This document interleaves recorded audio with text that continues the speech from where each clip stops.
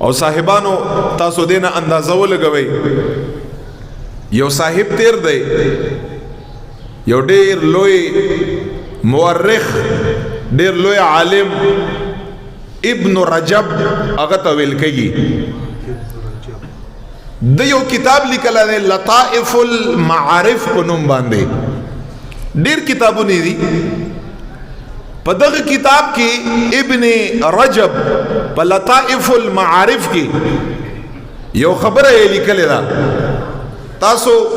تاسو اندازه ولګوئ د پخوانو خلقو د اغوی د عباداتو د اغوی د اطاعاتو د اغوی د الہ العالمین د فرمانبردارۍ سره مینا محبت د رمضان کریم سره د مینې او د محبت اندازه تاسو دینه ولګوئ ابن رجب فرمایي چې په مخکې زمانه کې به چې کوم نیکان صالحان خلقو رمضان کریم نا مخکې چې څومره میاشتې دي رمضان کریم نو تاسو وګورئ وی چې رمضان کریم نه چې مخکې میاشتې به څومره وي وی چې دغه نیکانو صالحانو د مخکې زمانه خلقو به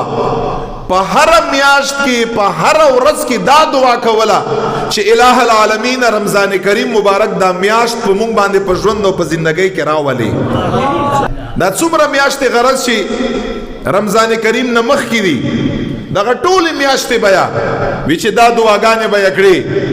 چې الہ العالمین رمضان کریم میاشت دا په مونږ باندې راولي په صحت او په عافیت باندې دا ټولې میاشت به دا دعاګانې کړې او بیا ابن رجب لیکلی دی په لطائف المعارف کې چې بیا به کله چې رمضان کریم تیر شو دا غینه پس شوال المکرم میاشتا بیا ذوالقعده میاشتا بیا ذوالحجه میاشتا اخیرنۍ رمضان کریم نه هم دا هغې نه مخکې اته دي او د هغې نه وروستو درې دي وی چې کله به چې رمضان کریم بیا تیر شو د هغې خلقو طریقه به بیا څه وه مونږ او تاسو خو جانماز کیدو تسبیح کیدو قرآن پاک کیدو هغه کوم اخلاق دي د زما او دستا هغې نه خپل ځان بې خبره کړو صدقه او خیرات پریدو لگا بس چې الله جل جلاله صرف پر رمضان کریم کې د عبادت مستحقي وی چې دوی به څه شی که وی چې دوی به بیا دغه درې میاشتې رمضان کریم نه پس درې واړه میاشتې دا دعاګانې کړې چې خدای په رمضان کریم کې چې مونږ کوم عبادات او اطاعت کړي دي هغه ټول د زمونږ امت مسلمه د طرف نه په خپل دربار عظیم کې قبول او منظور کړي نو اته میاشتې بیا د رمضان کریم نه مخکې د رمضان کریم د راتګ لپاره دعاګانې کړې او درې میاشتې بعد دوی د رمضان کریم نه پس چې په رمضان کریم کې باید څومره عبادات کړیو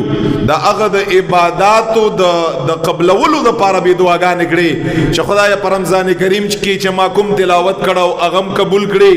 چې ما کومې روژې نیولي فرضي خدای هغه هم قبول کړي زما د شپې قیام هم قبول کړي زما د شپې ختمونه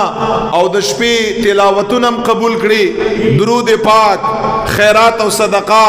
خدای پاک زما د لسو ورځو اعتکاف په هغې کې قیام په هغې کې ولاړه دا ټول شیونه بیا درې میاشتې بیا الله ته یادول چې خدای قبول یې کړې شرف د قبولیت له ورکړي زمونږ لپاره ذریعه د بخشش او د مغفرت وګرځي نو بیا ابن رجب څه لیکي ابن رجب لیکلی دي وی چې غرض ما د دې خبرې دا دی وی چې مخکې زمانه کې به د حضور مبارک امت شي په غون کال کې به رمضان کریم مبارک میاشت نه هیروله یا به د هغې آمد ورته یادو او یا به د هغې تېرېدنه هغې پسې بې فریاد که او د هغې ذکر به یې که چېرته رمضان کریم مبارک دا میاشت او د هغې عبادات ترېنه هېر شوي ترېنه نه دي ځکه هغه خلق په عروج باندې یو په ترقۍ باندې یو ډېره په وړه نیکۍ باندې به الله جل جلاله هغوی نه رضا کېده چې په هغوی کې اخلاص او محبت و